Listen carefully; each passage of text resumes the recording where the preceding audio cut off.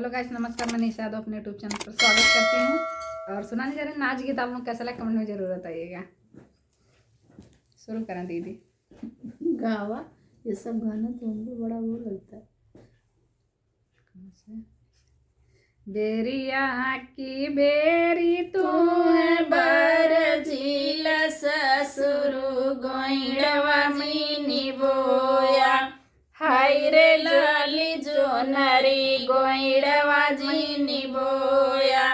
हाय रे लाली जो नरी गोइड़वा जीनी बोया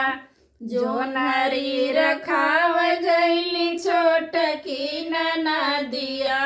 जो नरी रखाव गईली छोट की नदिया सुगनवा ठोरवा मार हाय रे लोरे गलवा सुगनवा ठोरवा मार हाय रे गोरे गलवा सुगनवा ठोरवा मार बेरिया की बेर तू बर जिया भासुरु गोइड़वा मिनी बोया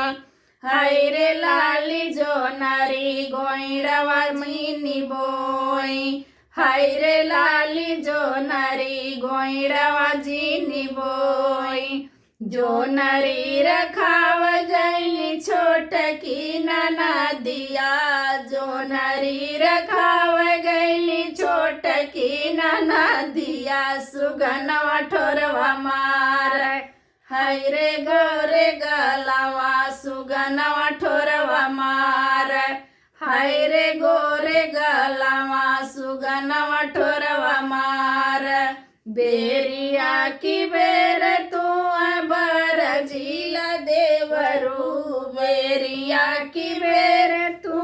बर झीला देवरू गोइड़वा जीनी बोया हाय रे लाली जो नरी गोइड़वा जीनी बोई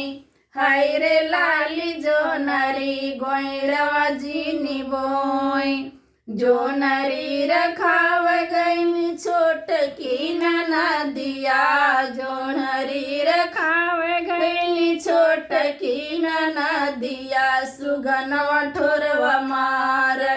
हाय रे गोरे गलवा सुगनवा ठोरवा मार